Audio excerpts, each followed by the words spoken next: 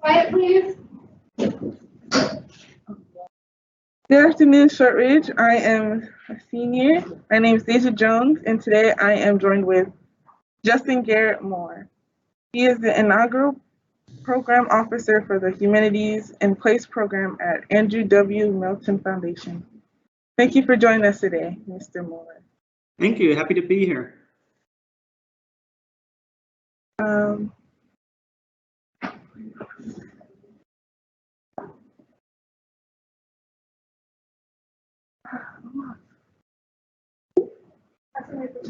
Okay, so my first question for you is, what does it mean to be an urbanist and what made you want to become one?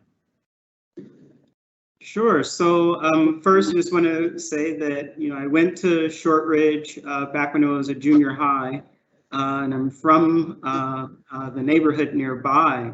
And one of the reasons that I got interested in being an urbanist, which is somebody that is working with and interested in cities, is that I would just go around and be around my neighborhood and my community. And some of you probably know that cities and neighborhoods change over time, and cities and neighborhoods are different from each other.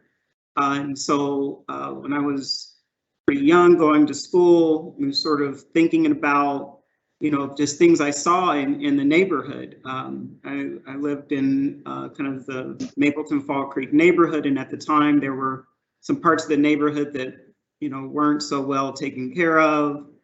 We had different problems and issues, but then when I would go to other neighborhoods in the city, I would see, that they had better parks or more services and things to do that we didn't have in our neighborhood, which was a predominantly Black and predominantly sort of mixed income neighborhood at the time. And so it was just something that even as kind of a young person, I was just sort of aware of what we call like our environment, our built environment, everything that's around you, that you have either making things better for your life, or in some cases, making things not so good for your life and your family and your friends. And so I started out kind of a path and a track being interested in architecture. So architecture is building design, so people that sort of figure out how to either design or build or renovate or change buildings, as something that for me was a direct way to be involved in making things better and making places better. So that was kind of my initial work, and eventually sort of through education. So in architecture, you have like an undergraduate degree that you can get in architecture.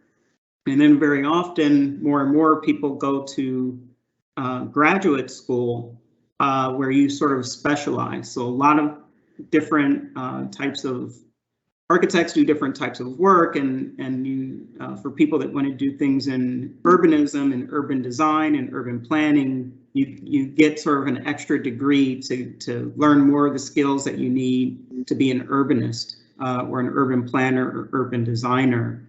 And so I went to graduate school in New York City, so that's where I live now, in New York, and I sort of learn from that environment and enjoy it very much as well. And so that's kind of how I got into my current role, which is really more focused on the design of cities and kind of how they're put together, again, with the idea that you want to do things to make places and communities better. Okay, my next question for you is, what inspired you to become a transdisciplinary designer, and how do you stay motivated? Mm-hmm. Yeah, so for those who don't know the term, like transdisciplinary, the word trans is sort of like kind of between or among different things. And disciplines, the discipline is your kind of field of practice. So an artist is a discipline, an engineer is a discipline, a Doctor is a discipline, right? Medicine is the discipline of a doctor. So transdisciplinary designer means someone that is in between the different disciplines of design. So I do work in architecture, I do work in urban design, I do work in arts and culture, I do work in historic preservation, so people that do work to kind of protect and preserve buildings or places, or it could even be things like histories and cultures. I do all of those different things. And so the reason I do that is because cities and communities, right, there are a lot of different things that sort of make them work or not work, or make them good or not good. And so I work across all of those different disciplines or those different fields of practice to be able to do my job better, actually. And so, for example, if you think about whatever is your favorite place in your neighborhood or your favorite place in Indianapolis, kind of mentally picture yourself in your favorite place. It might be your own home. It might be a cool place to hang out where there's a lot of people and activity. Whatever it is, whatever that place is, there are a lot of different things that make that place a good place for you. It could be how it looks. It could be what different types of things happen there. It could be how it changes over time. It could be a lot of different things. And so because there are a lot of different things that make people's places work, that's why you sort of need to know a lot of different things for how to do that, right? So you could have, for example, a vacant lot in a neighborhood, and it may be simple, we'll mow the grass, clean it up. That may make it better in one way, but if no one is using it, then it's just going to get dumped on again, right? So you need to maybe work with people or your neighbors or even artists to find ways to kind of make that place work better and connect with people in a different way, right? And so, you know, you may need someone like a landscape architect, so someone that designs landscapes. They design kind of how plants and earth and trees and benches and furniture, all of that kind of work to make that place better. But you also need people that know about how to maintain it and keep it well protected and well used, right? And so those are all things that we're sort of constantly doing and thinking about in our work. One thing I'll say is, especially since you are kind of in high school, you might be thinking about what are the different types of things that you're interested in or that you want to do. Design, which is a very broad term for kind of how you make things or how you kind of put things together, is a really broad field where you can have a lot of different interests that feed into being a designer, right? So, you know, here's my cell phone, right? There are designers that design kind of the phone and make sure the phone fits well in your hand and that, you know, if you dunk it in water, it'll survive, right? That's an industrial designer. Architects are obviously people that design buildings, but there are, as I mentioned, landscape architects, people that design landscapes. There are urban designers like myself, people that design cities. Like I literally design neighborhoods, where the streets go, where the parks go, where are you going to put the school? When you have housing, is it going to be high-rise housing where people live in apartments, or is it going to be more neighborhood type housing where people have individual houses with yards?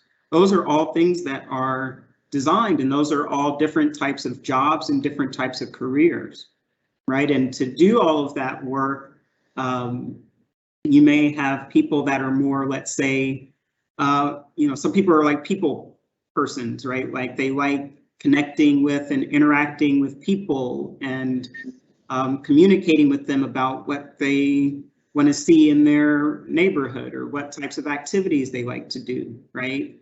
That type of person might be a good planner or a good sort of development person, because that's the work and skills you need to sort of have that interaction with people. There are other people that maybe you're really more like, you don't necessarily like working with other people, but you like puzzles or kind of solving problems. In that case, you might be good like engineer, right? The person that's figuring out how to build and lay out the street in a way that when you have a heavy rain, that there's enough way for the water to get out so that the streets don't flood, right? And you're sort of solving that problem. So there are a lot of different types of skills and things that it takes to make a good community. And so, yeah, it's something that really is really open to, I think, a lot of different interests. You know, if you're more kind of an arts and creative type person, like you draw a lot, or you like taking photographs, right, and editing the photographs to look a certain way, right? You may be more kind of creative minded, and you can do that type of work in design to do graphic design or arts work, things like public sculpture, or murals, or visual type work. So there are a lot of different things that you can do, and typically urbanists are people who like putting all of those different things together.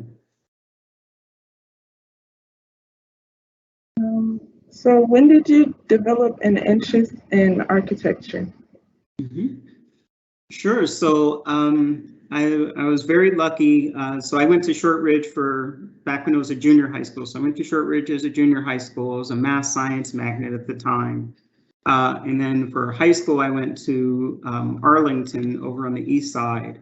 And when I was a freshman in high school at Arlington, the school was getting a new gymnasium addition, so a new gym.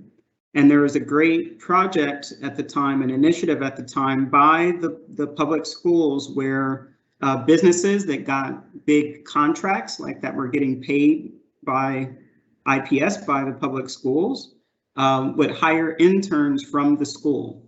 And so because Arlington, my freshman year, was getting a new gymnasium, there was an architecture firm called CSO Architects in Indianapolis that was got the contract to design the gym. And so they hired myself and a friend, Ron Love, to be interns in the architecture firm that summer. So I got to get exposed to architecture as a field, or as a profession, actually when I was in high school. And I was really interested in it because, we were interns, we didn't really know what we were doing at the time, to be honest, but we got to sort of shadow, like follow like different people in the firm to see all the different things that they were doing. And so I became interested in it mostly because I saw that people did a lot of different types of things. Like I'm naturally interested in doing, a variety of things. I get bored easily. So, rather than do like one thing like all the time, like if I couldn't go into business where you're just like in spreadsheets and doing calculations and doing transactions all the time, right? But in design, right? So there are times when you're working with the clients, right? The people that you're designing a building for. And so you're having conversations and doing what we call kind of charrettes or workshops. You're like testing out ideas and figuring out what you want to do. And there's times when you're working by yourself and you're designing, right? So you're actually drawing. I like drawing. So you're drawing things out, testing them out. Obviously, you draw on computer nowadays, so you model in the computer. And so that's something I like doing. And then there are times when you're doing more kind of technical work. So you're researching, this material that can last longer in kind of humid weather, for example. And so you're online, you're doing research, and you're testing different things. And even more, right? There are people doing marketing. There are people doing kind of business development. So there are so many different types of things that I saw could happen in architecture as a field, kind of as a job, that I got interested. But then as I went through architecture school, so went to college at the University of Florida in Gainesville. And so when you're in architecture school, you're learning about all these different things. So I like to travel a lot.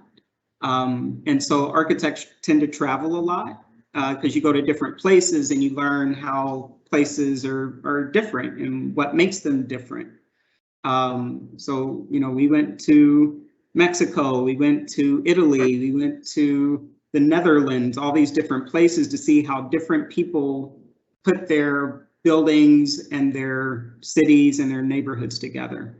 And so I found that really interesting. And to this day, I love travel. I've been to 36 countries, every continent except Antarctica. And so being able to kind of see the world and enjoy design is something that I, you know, to this day love. I always tell people that if you really love what you're doing, it's a lot easier to be successful, right? You don't have to work so hard at it. And so for me, you know, I probably could have been a doctor or a business person or what, you know, whatever. But for me, because I really like design, it's easier for me to kind of work at it, to enjoy it, and to try to improve myself kind of, you know, over my whole life. Like, you know, even after college and grad school, like I still kind of learn all the time because I enjoy it. So if you could describe one of your favorite projects that you've done. Mm-hmm. Sure. It's hard to do one. I'm going to do three, but quickly. So one in Indy, right there in Indianapolis, is a project called Urban Patch. So I am, and I'm going to kind of share quickly some images. So this is an aerial image, so kind of a photographic map right here where my hand is on the right side. That's Shortridge, where you are at school. And I've been doing projects in your neighborhood where Shortridge is located over the years with a project called Urban Patch, where we do housing and open space development. So all these marks on the map, these are all these different projects that we've been doing over the years in the neighborhood, which are to do things like take old houses that have been vacant and we fix them up, right? And we provide housing for people that is affordable for people that live in the neighborhood, you know, because gentrification, all these different things are happening. So we're building housing that people can actually afford, but also doing things like community and beautification improvement. This is on 30th and Central. This is vacant lot and this kind of dead wall. And we helped sort of improve that with sort of some garden spaces and the mural. And the students working on the mural are actually Shortridge High School students that helped install that mural. So if you're ever going south on 30th and south on Central on 30th and you see the big sunflower mural, Shortridge students help put that mural in place to improve the neighborhood. But we also do things that kind of create jobs for people that help people interact. This is a canning class with different neighbors from the community putting work together. And we've even done things like tree planting campaigns. So throughout the entire neighborhood in the springtime, when you see redbud trees, so these trees that have red flowers on them, we've planted hundreds of redbud trees in that neighborhood where Shortridge is, including some on the Shortridge campus site. But we've even done things like providing local food access. So this is Cleo's Bodega down in 25th and MLK, where it's a fresh food place. So it's a garden with orchard that produces fruit trees that people can get fresh food, but also have a nice place to stay in the neighborhood. Another project that I really enjoy working on and doing is work in Rwanda. So for those of you know kind of your geography, Rwanda is a country in Central East Africa, so kind of near the equator, next to like Kenya or Uganda, which you might be more familiar with.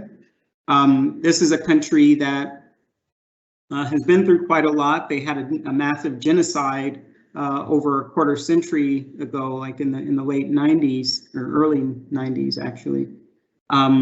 And so the country's been developing. And so we did a project with Urban Patch in Rwanda, so building in East Africa, where we found a development model to provide affordable housing for people there in Rwanda. So this is a site that we purchased. So this is land, and we employed dozens of people there in Rwanda, and this is the construction process. So architects, designers, urbanists, we take something that is empty, like so you see this empty lot, we do all the work that it takes to turn it into something that can be used. So empty lot, we figure out all the plans and drawings and get the permits, and we do the work to build this house. And so you figure out how everything's going to be put together, figure out the construction costs, assemble all the different skills. And so you need masons, you need carpenters, you need all of these different people to build the housing. And so this is the housing that we built in Rwanda in East Africa as a part of our work. So that's just a couple that I wanted to show. The other favorite project is that I live and work in New York City for a long time, and there's a whole neighborhood that I designed in New York, in Queens on the East River, called Hunters Point South. And so it's a part of New York City. And so when you fly into New York, it's the coolest thing ever to point to a part of the city and say that I designed it.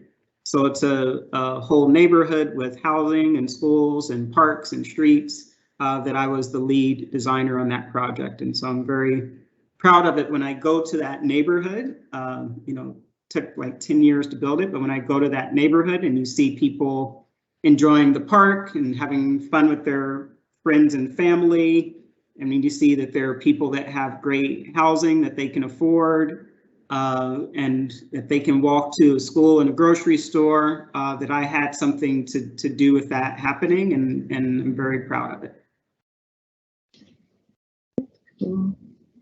What type of hardships and obstacles have you faced working as an architect?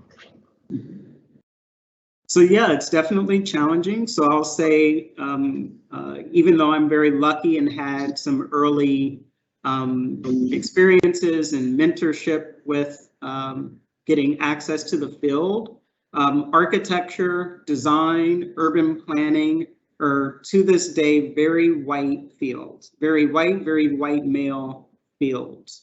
In a lot of areas, this is an issue, but in architecture and design, it's particularly challenging. So when you go into school and college, especially, you're sort of taught that everything from Europe is good, that Europe or something that white people have done is good. And it's a challenge because you know, you want to have your own culture and ideas reflected in the work that you're doing, and so it can be a little overwhelming that you're sort of constantly making references to European and kind of sort of white American culture as being what's valued, and then ideas that are coming from Black people or Latino people or people from India and Africa and everywhere else in the world isn't as valued as much in the field. And so that's something that, you know, I think a lot of people are actively pushing and trying to get that to change and to have more Black and brown and indigenous and immigrant people voices and ideas for what is good design to be more valued in our work. And so it's a challenge, but it's also something that I'm sort of positive and hopeful about, that as we have more people from different backgrounds get into either architecture or urban planning or design or arts and culture, that will start to change some of those dynamics and see really a better result, right? There are more ways and lots of creative ideas for how we can build our buildings and public spaces and our neighborhoods and cities. Okay. Well, that's all, the time we have for today. Thank you so much for talking and explaining your job. Great. You're welcome. Happy to do it, and I hope some of it is interesting for all of you, and that you'll look into architecture, design, and urbanism maybe as careers and potential future. So thank you for having me. Have a good day. Mm-hmm. Yeah.